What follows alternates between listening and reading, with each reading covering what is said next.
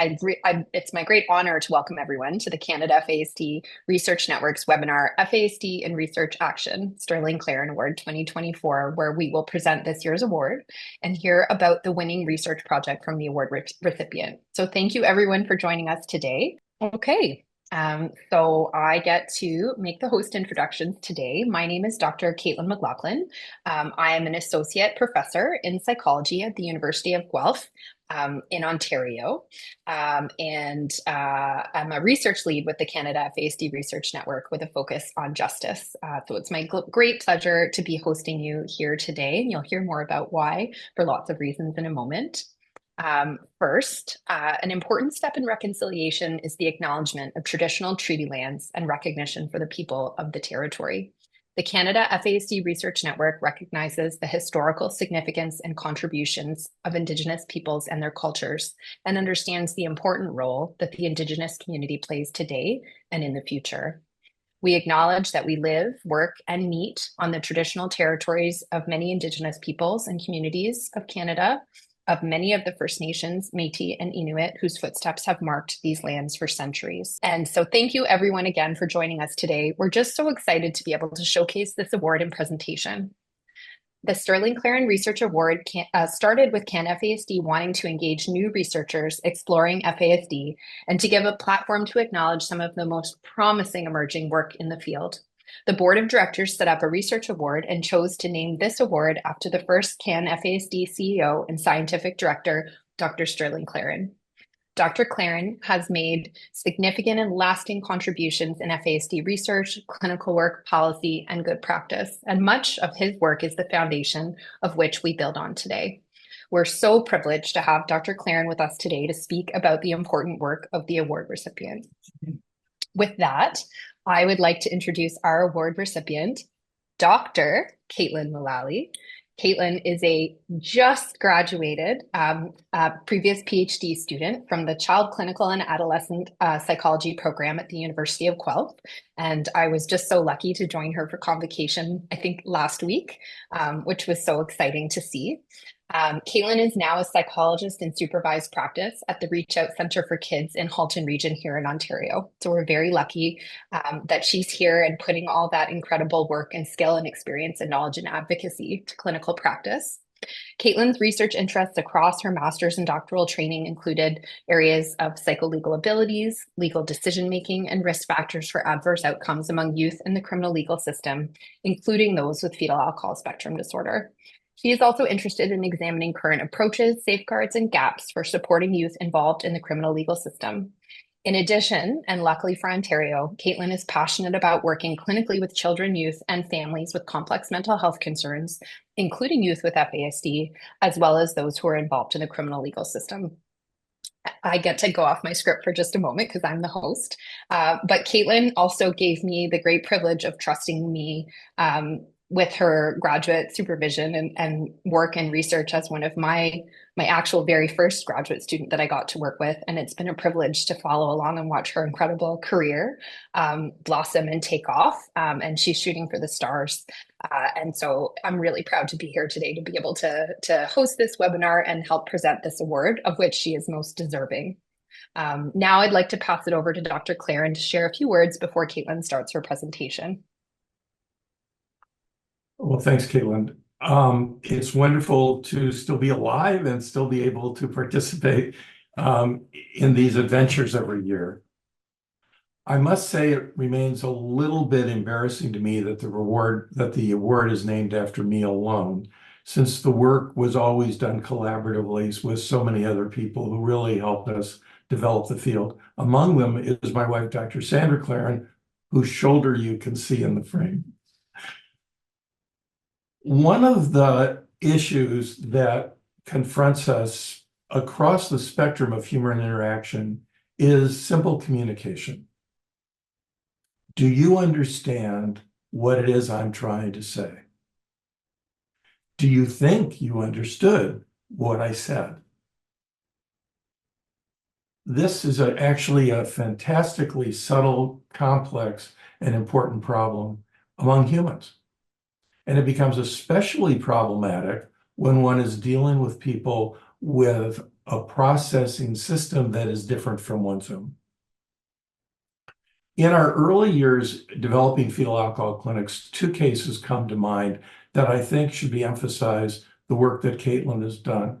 The first is a fellow who lived in a small community. He routinely stole school buses, drove them around, and parked them behind his house. And every time a school bus was missing, the police came to his house, found the bus, and took it back. Then one day, a police officer said to this fellow, "Why do you keep stealing school buses?" And he said, quite honestly, "Because I don't know how to drive a semi." That comment got him arrested for grand theft auto. The second story is of a fellow who had been arrested and was in jail waiting a hearing.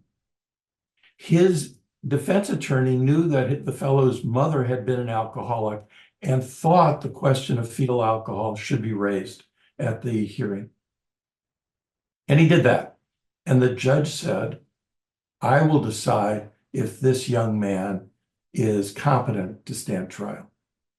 And he said to the fellow, "Look, I'm the judge. I will be hearing this case. That man is the prosecuting attorney. He's going to say what you did. And that's the jury. They will decide if you're innocent or guilty. Can you tell me what I just told you?" And the fellow said, "You're the judge. He's the defense. He's the prosecuting attorney. That's the jury." The judge said, "Thank you very much. He can stand trial. He's competent. Take him back to jail." And as he got out of the witness box, the fellow looked at the judge and said, "I thought I could go home. I got all the answers right." Funny? Not funny. The talk today will begin to shed some light on this very important topic as people come into the legal system and try to understand what they're doing and people try to understand them. I look forward to hearing this talk. Kaitlyn? Thank you both for the wonderful introduction. It is such an honor to be here and to have received this award and to share my work, which I've been working on for years, right? For 5+ years at this point. And this is such, I think I was saying before everyone joined, such an incredible end to my graduate training and way to honor all of the work and time and energy that went into this project. So thanks for being here and indulging me in a moment of sentimentality as well. I'm going to share my screen and just make sure everything looks good to go. So yes, thank you again. I'm so excited to be here to share my dissertation, which looked at plea understanding and decision-making in youth and young adults with and without FASD. I appreciate, again, the introduction and the land acknowledgement as well. Kaitlyn, I wanted to share, I'm joining you from work today from my office where I learn and practice and work on the traditional territories of the Haudenosaunee and Anishinaabeg peoples, including the Mississaugas of the Credit First Nation. And I was driving into work today. It was a crisp, lovely fall morning, looking at the beautiful trees and the fall leaves. I drive past the escarpment on my way to this office, and I was feeling such gratitude for this land and thinking of the Indigenous people who have cared for it for thousands and thousands of years. And at the same time, holding space and acknowledging the impacts of colonialism and commit to doing my part in reconciliation as a settler. In keeping with acknowledgements and just by starting off, I just wanted to mention I am presenting my dissertation today, but this work is the result of so much time and dedication and expertise from so many. And I wanted to acknowledge and thank them, and especially and including my wonderful supervisor, Kaitlyn. Thank you so much for everything. I know you said we've been on this journey together for 7 years. You're the reason I got into this work. You're the reason I love it so much and feel so much passion about it today. And you're the reason I finished this project as well and got to this stage. So thank you. To give you an overview of my presentation and what to expect for today, I'm just going to give a really brief introduction to FASD. I think by virtue of being here today, you are all likely familiar with it, so I won't spend too much time on that. I'll talk about the intersection of FASD and the criminal legal system, and then focus really specific on this particular aspect of the criminal legal system that's been of interest to me, which is guilty pleas. I'll talk about and present my dissertation, including some of the methods and then results, and then end off in talking about implications of this work and next steps. So FASD, as many of us know, it's a diagnostic term used to describe the impacts on the brain and body of individuals prenatally exposed to alcohol. FASD is known to have lifelong impacts. And what's most important here, and I really want to highlight, is this idea that everyone with FASD, just like those without FASD, is incredibly unique. And there is so much variability in the strengths and challenges that we see among this population. And I think this is especially important to highlight and to keep in mind when talking about research, because by virtue of conducting this research and quantitative research in particular, we're identifying themes and patterns in a population. But we know that everyone is so different. And so nothing that we talk about holds true for every single person with FASD. None of the possible outcomes we'll talk about are predetermined or set in stone. And in fact, there are many incredible strengths among this population that can buffer against potential adverse outcomes. So I mentioned that people with FASD may experience a wide array of both strengths and degree of challenges in daily living. I've included many of those that are commonly recognized in the literature here. We know that most individuals or many people with FASD will benefit from support to reach their full potential, and this may look different at different developmental stages. As with anyone, particularly with supports, there are so many possible pathways and wonderful outcomes and successes among people with FASD. Without such supports, we do know that some people with FASD experience adverse outcomes, including criminal legal system contact. So we talk about this often in the literature, that some people with FASD do come into contact with the criminal legal system, and that estimates and research suggests that people with FASD are overrepresented in criminal legal settings relative to general population prevalence estimates. This is likely due to a range of complex factors that I think are tough to capture in a slide, but some that I've highlighted here are some of the specific difficulties experienced by this population may increase both the risk of vulnerability to influence by others, and thus the risk of getting in trouble, and then the risk of behavioral concerns or difficulties more generally. And so the challenges I'm thinking of and referring to here are things like impulsivity, difficulty making decisions, difficulty connecting cause and effect, and learning from consequences. And I think Dr. Sterling's case examples that he shared in the beginning sort of exemplify these concerns. We also know that people with FASD experience high rates of adversities, such as comorbid mental health concerns, substance use difficulties, trauma, involvement in the foster care system, all of which, or many of which, have been linked to criminal legal system involvement.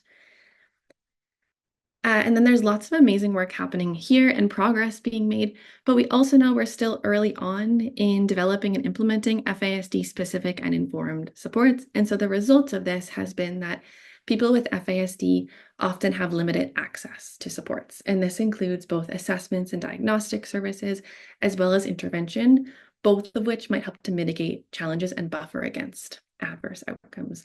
And so you can see when we sort of put these things together, there is this constellation of risk factors present among some people who have FASD that may increase this risk and help us to understand this overrepresentation of people who have FASD in the criminal legal system.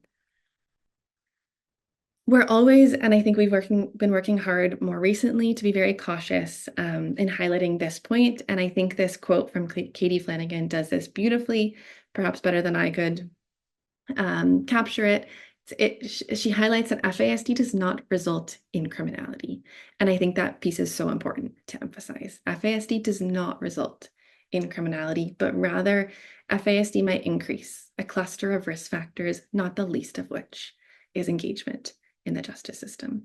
So while I'm focusing on the subset of people who have FASD and come into contact with the criminal legal system, I hope we can remember and hold on to that piece as well. For those who have FASD and do come into contact with the legal system, we're starting to understand, and there's growing research in this area that suggests FASD may be relevant and have really important implications at various points or stages in the criminal legal system. So, for example, FASD may have implications for legal decisions that are made in court, such as sentencing decisions. It may impact considerations about moral blameworthiness or mitigation, and thus how a defendant who's been convicted of a crime should be sentenced. Dr. Clarren alluded to this as well. It may have implications for considerations about criminal responsibility. So can an individual be held responsible for their behavior? And he also spoke of this as well in those examples. FASD may have important implications for considerations about competence. So specifically, it may impact one's understanding of legal terms and processes, such as, and again, I was planning to talk about this and say this, and Dr. Clarren, thank you for highlighting this for me. So such as having difficulty understanding consequences of legal proceedings, what might happen if they act in a certain way, answer legal questions in a certain way, understanding of their legal rights, and the role of legal professionals in the courtroom. And then it may also impact one's ability to make informed legal decisions. And these ideas are related. So for example, may impact a defendant's ability or an individual's ability to make decisions about waiving their legal rights, or decisions, as we'll talk about today, to plead guilty or not guilty. And then as well, FASD may impact and be considered when making decisions about support and placement, including deciding between custodial and non-custodial placements for individuals convicted of crimes. And then it also raises concerns about vulnerability and victimization within the system. And that may also have implications for support and placement considerations.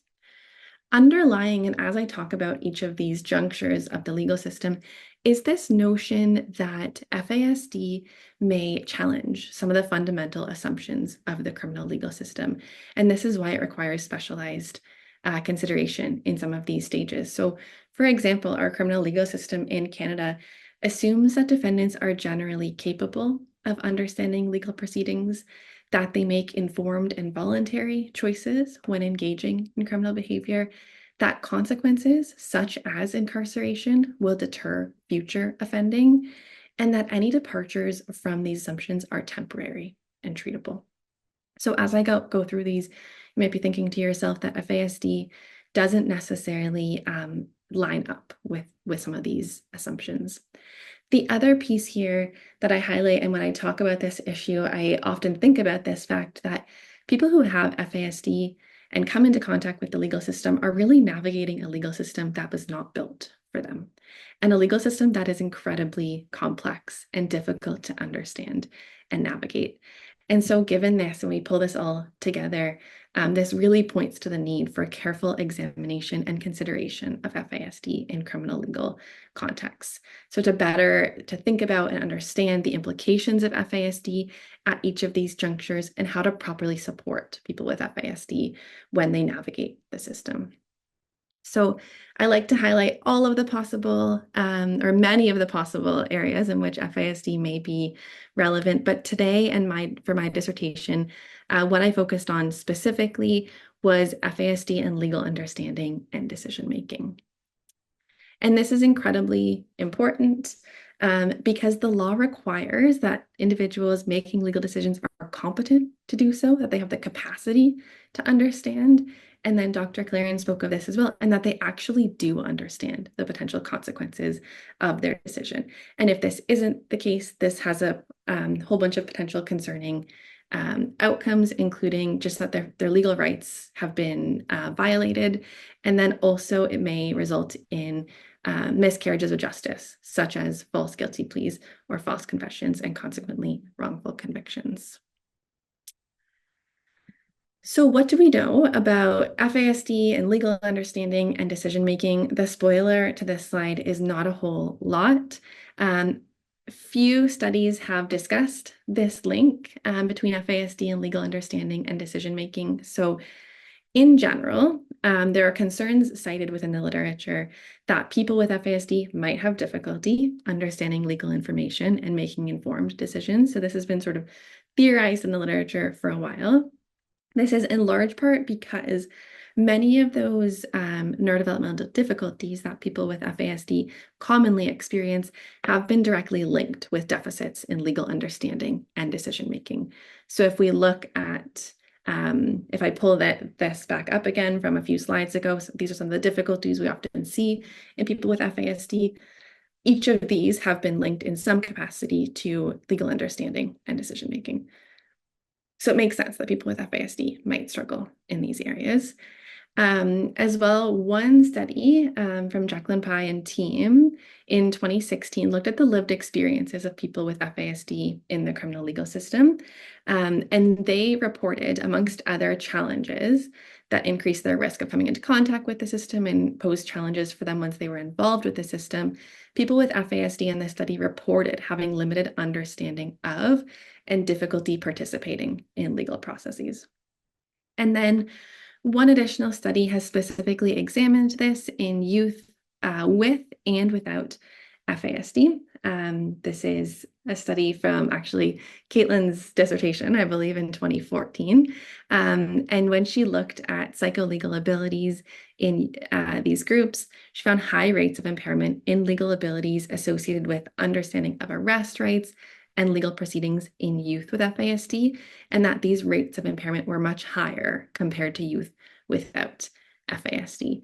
And so underlying this, I wanted to add this piece here is this idea that youth with FASD, and potentially, as I'll talk about, young adults with FASD, may be particularly vulnerable to poor understanding or decision-making in legal contexts due to the combined impact of their young age, which has been linked with legal understanding, and their disability. So there may be this sort of double jeopardy that impacts their ability to understand information and make informed decisions.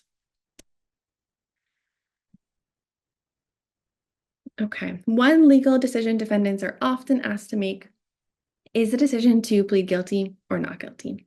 And in fact, most defendants who come into contact with the criminal legal system will be asked to make this decision. This is often, but not always, in the context of a plea deal or a plea bargain, which is where a defendant is offered some form of leniency, usually involving a reduced sentence or reduced charges in exchange for a guilty plea. And research, although limited, suggests that most criminal cases in North American legal systems are resolved via guilty pleas.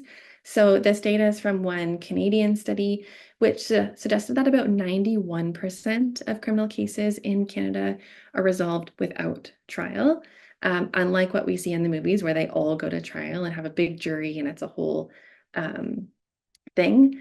This does not happen very often in the real world. So of these 90% that don't go to trial, the estimates suggest that about 59% of those are resolved via guilty pleas. So lots and lots of people who are coming into contact with the system have to make this decision about how to plead.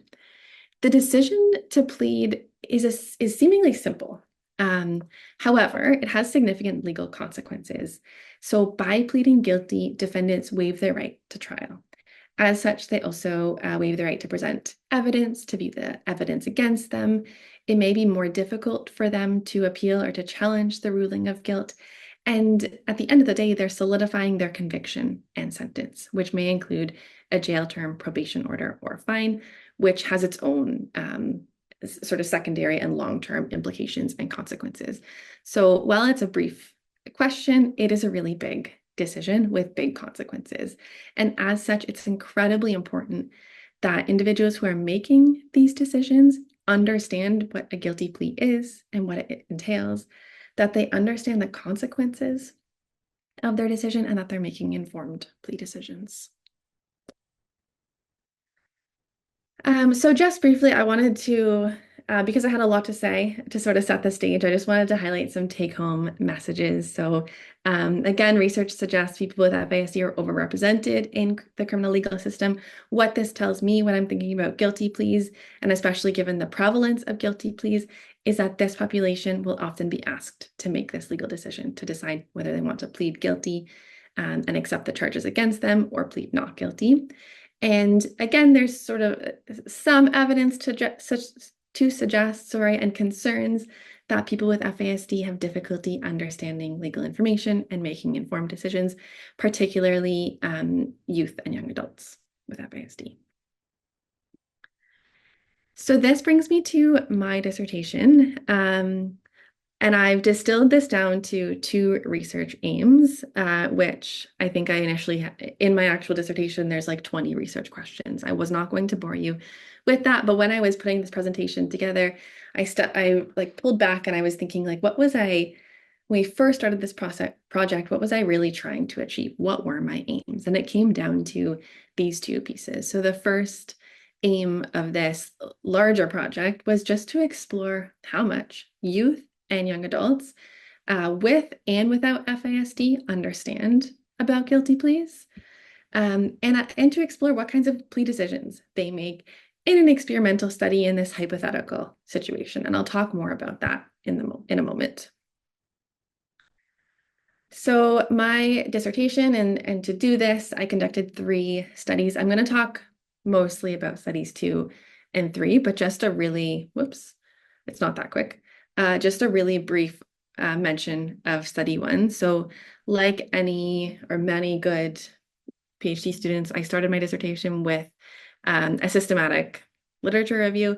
In my case, I conducted a scoping review just to characterize the current state of the literature. And this was literature on guilty pleas in youth and young adults in general. So no mention specifically of FASD in my search terms, which was a good thing, because if I did include that in my search terms, I would have had no studies to analyze.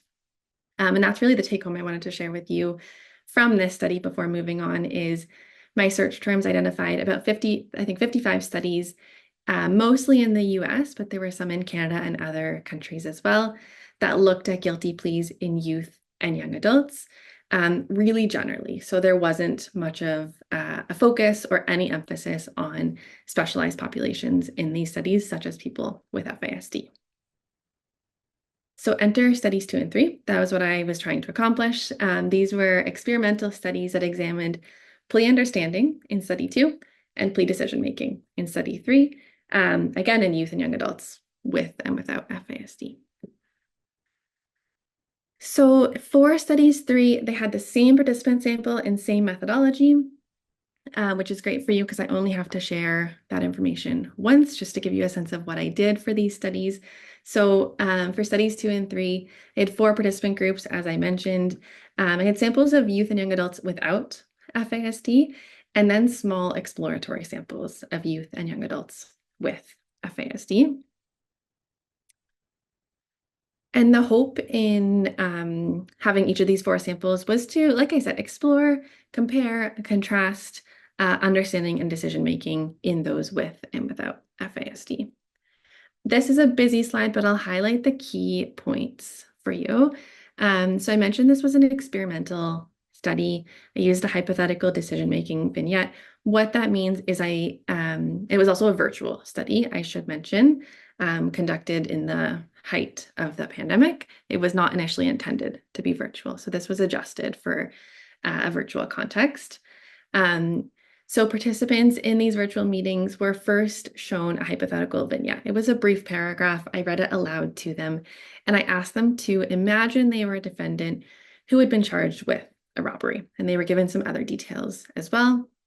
They were given information about their guilt status, so whether they were guilty or innocent, and that was manipulated. So some participants were told they were guilty, some were told they were innocent.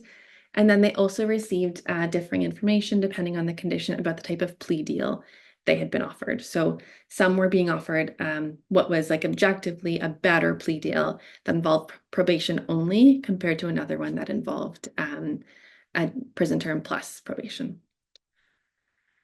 So after reviewing this vignette, participants were then given a plea form. It was called a tender of plea form and oral plea colloquy. These forms were meant to mimic the type of information or documentation that defendants might receive if they were making a plea decision in the real world, with some caveats and sort of limitations to that I'm happy to chat about.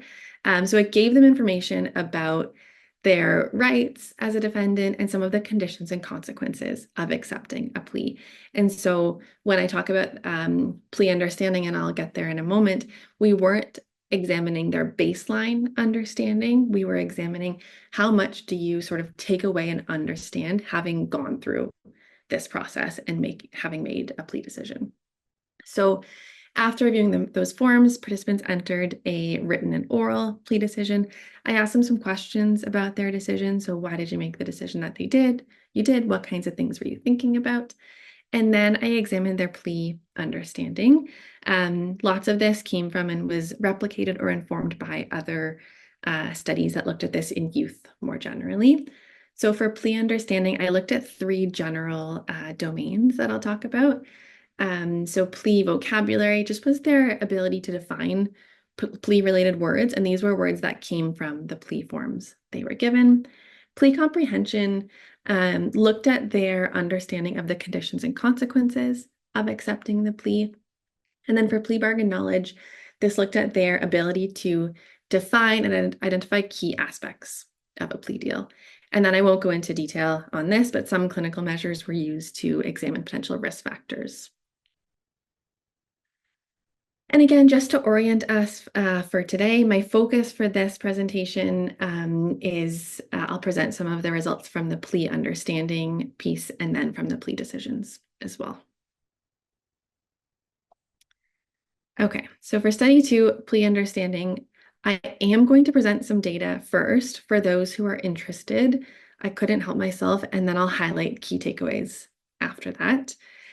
So in study 2, I looked at plea understanding in a couple of ways. So to orient you to this, here what I'm looking at was total scores for each of those 3 domains of plea understanding. So you can see plea vocabulary, for example, was out of 14, out of 5, and out of 9.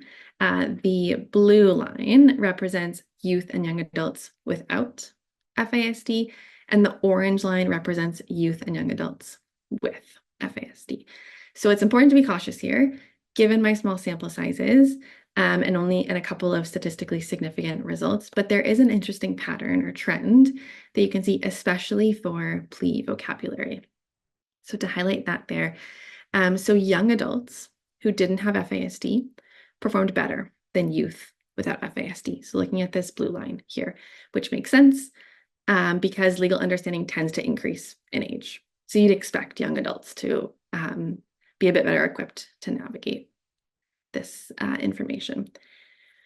In contrast, we saw low scores for youth and young adults with FASD, and that young adults who had FASD performed worse than young adults without FASD. So even though they were generally the same age, actually the young adult sample with FASD was a little bit older on average. You can see here they were performing much worse than same-aged counterparts who didn't have FASD. Another way of looking at this, again, more numbers, but I will orient you to it. So here I used an exploratory approach, again, to look at plea understanding just in a bit of a different way. So I applied a cutoff criterion. So if a participant scored 0 on 3 or more of the items comprising the domain, for example, they were flagged as having performed poorly. And so this was an approach that's been used in a couple of other studies in this area that just allowed us to differentiate between performance and sort of create this group of people where they clearly consistently did not do so well on these measures, and then a group of people who did okay and didn't perform as poorly. So there are 2 pieces I will direct your attention to here. So overall, looking at the 2 groups of participants with FASD, they showed gaps in their plea understanding. So for example, in their plea vocabulary, we can see here this number in brackets is the percentage or proportion of participants in that group that met that threshold for poor performance. So 71% of youth with FASD and 66, almost 67% of young adults with FASD performed poorly on that plea vocabulary measure. And we can see similarly relatively high rates of poor performance in these groups for plea comprehension and plea bargain knowledge. The other piece I'll direct your attention to is specifically for plea vocabulary here.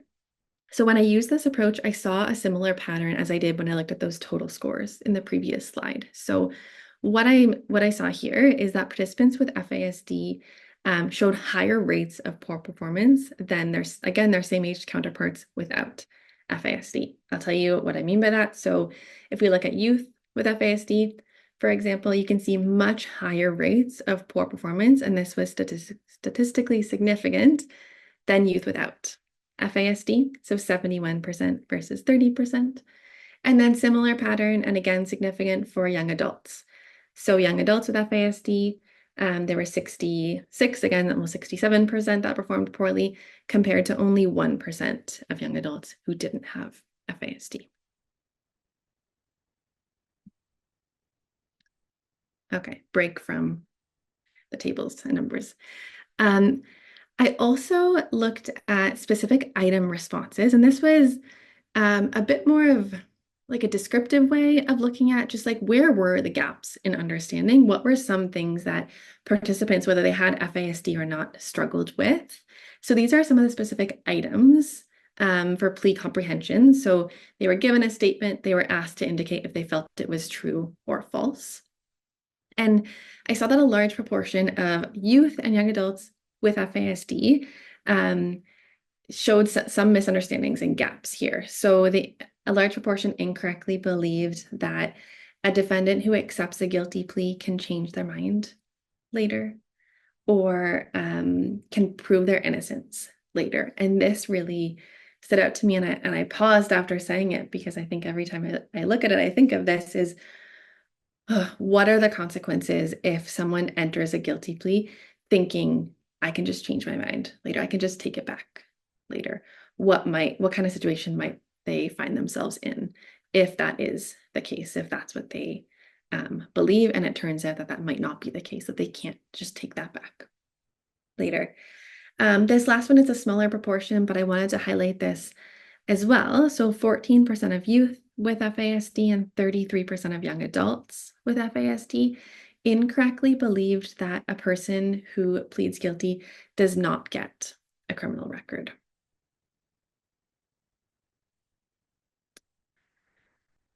Turning to plea decisions, and I have less to say about this. I brought another chart in and I apologize. But again, to orient you to this, so this is the proportion of people who pled guilty across each of the 4 participant groups. So the dark blue is participants who were told they were guilty. The light blue is participants who were told they were innocent of the crime. The spoiler here and the takeaway, so I didn't see much in the way of differences in decisions across groups, whether participants had FASD or didn't, whether they were youth or young adult. There weren't differences in the decisions that they made. This seemed to be largely because in this hypothetical situation, they pled in line with their factual guilt or innocence. So in general, people who were told that they were guilty pled guilty, which makes sense. And in general, although there were some exceptions, people who were told they were not guilty or that they were innocent pled not guilty. And again, I noted there were some exceptions to this. So concerningly, and this was true for participants with and without FASD, there were a small proportion who falsely pled guilty. So they were told that they were innocent, and yet they still decided to plead guilty. And again, this was true sort of across the board, and it was a small number, so it wasn't possible to compare sort of the prevalence of this across groups, but you can see that it was youth, young adults without FASD, as well as youth with FASD. And then anecdotally, the other piece I wanted to highlight here, when it came to plea decisions, is that there were some youth with FASD in my study who were unable to participate in this aspect of the study and to enter a hypothetical plea decision. And so these bars here for the youth with FASD don't actually represent the full sample of youth with FASD because there were some participants where we had to sort of to move on or skip that part of the study. And that in itself, I think, is incredibly important qualitative information and gives us a sense of how they might navigate the situation or what this might look like or the challenges they might encounter if they were to actually find themselves in this situation and navigating the legal system. So I promised some take-home messages. I'm just going to check how I'm doing for time. Oh, I'm good. Okay. So take-home messages based on those results. So as I mentioned, there were substantial gaps in plea understanding for both youth and young adults with FASD, and some areas where they performed worse than those without FASD.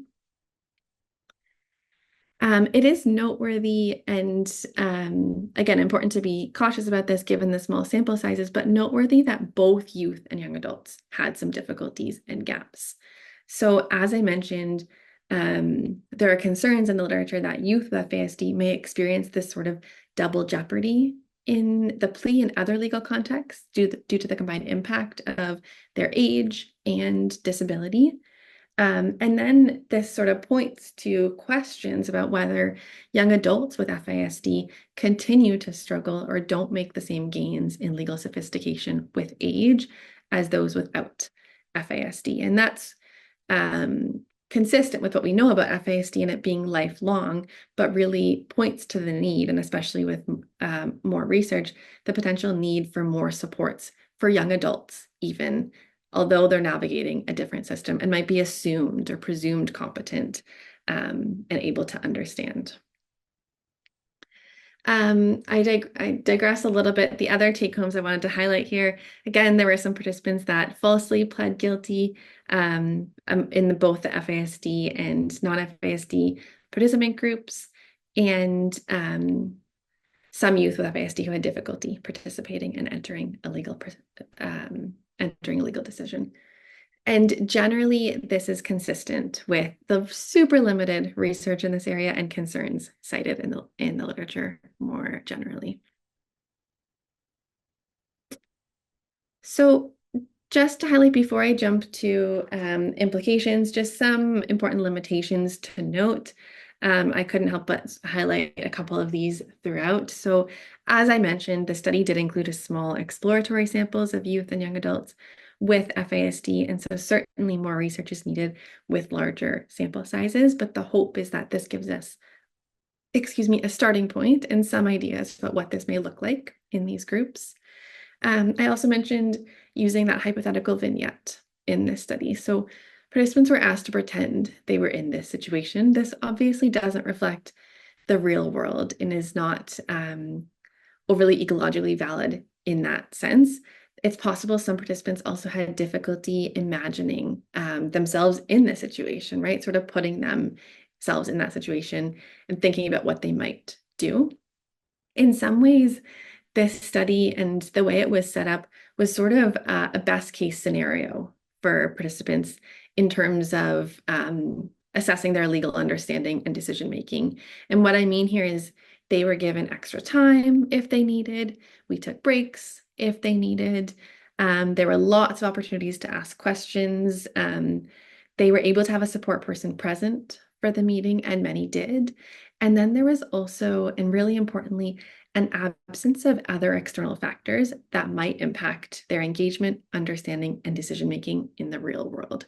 So for example, there were no time pressures, which we know often happens in the legal system, and especially the plea system when there is a plea deal on the table. No coercion or influence, no one in their ear, whether it was a caregiver or a lawyer, giving suggestions about what they might want to do or what decision they might want to make. It was a very emotionally neutral situation in contrast to if they were actually navigating the legal system and the emotionality that comes with that. And then of course, as like they would in the real world, they didn't have access to legal representation to discuss their decision. And then lastly, I mentioned again, the study was conducted virtually. So there are a few different implications of this or potential implications. So one thing to note is that this was likely not representative of in-person courtroom proceedings, right, and plea proceedings. However, we do know that virtual court proceedings are being used with increased frequency since the pandemic. So it may have more implications and be more sort of representative of what happens in those virtual proceedings. And then with the virtual participation as well, it may have resulted in a sampling bias. So people who had access to technology were able to participate in a lengthy virtual study. And so important to think about that moving forward in the research in terms of how to sort of replicate what happens in the real world. And then wrapping up and reflecting on some implications of this work. So as researchers, we always start with this implication, which is more research and the need for more research.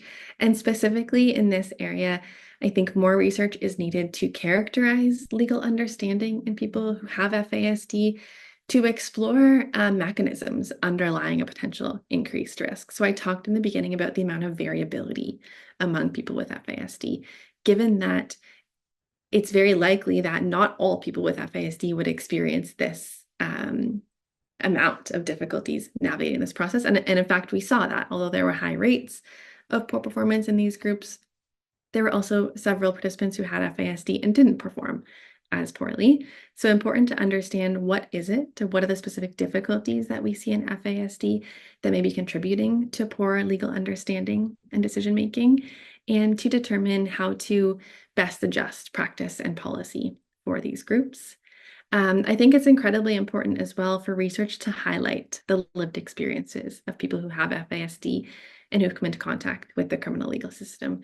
And if I had all the time and money in the world, or could even add on another project in my graduate studies, I would have loved to have done that, to talk to people with FASD who've been involved in the system about what that experience was like for them. What was it like when you had to make that decision?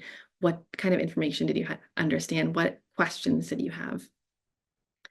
And then, of course, I think moving forward, any future research should incorporate collaborative and participatory research approaches. There are several practice recommendations that came out of my study, and many of these are discussed and identified already in the literature and were just sort of reiterated in my dissertation. So these are practice suggestions for legal professionals who find themselves working with people who have FASD, or youth and young adults who don't have FASD, because they may too experience some difficulties or some degree of challenges understanding legal information. So this includes things like just simplifying language, avoiding that really complex legalese that none of us, maybe unless we're lawyers, really understand. Repeating information, especially key information such as the consequences of their plea, multimodal presentation. So presenting information both orally and in written form or video form as well. Using open-ended questions to assess understanding and assessing and screening for understanding. So checking with a defendant if they do understand some of these really important implications and consequences, providing increased access to counsel and extra time, having access to a caregiver or support person, and just inquiring with each individual defendant they're working with about individual strengths and needs and diagnoses to help inform work with them. And then if we zoom out, there are some higher level potential practice and policy considerations resulting from this work. So this research, we talk about this very often in the FASD research world, whether the study's about guilty pleas or something else, but really highlighting and reiterating the need for improved screening and diagnostic services to identify people who have FASD and thus may have difficulty navigating the legal process and require additional support. So if we don't know that they may have those difficulties, of course, it's tough to add any additional supports in the legal process. There's also a need for development, implementation, and evaluation of FASD training for legal professionals. So providing them with education so they have some understanding of FASD and a sense of how to support defendants who have FASD, who they come across or work with. And one of the studies that we conducted in the lab, we saw that legal professionals and forensic clinicians were asking for this kind of training and information. There's also a need to explore and develop supports and services for people with FASD within the criminal legal system. So again, this goes back to the idea that the legal system wasn't built for them. So how can we support them as they navigate all of these objectively really difficult processes and decisions? And related to that, I need to take a closer look at legal practices. So should we even be using these practices with all defendants? Is that procedurally just and fair, or are the risks, do they simply outweigh the potential benefits of these processes? So with that, I think my timing is not bad, maybe a couple minutes over. Thank you for your attention. Again, thank you for the lovely introduction. It's an honor to have been here and to share my work.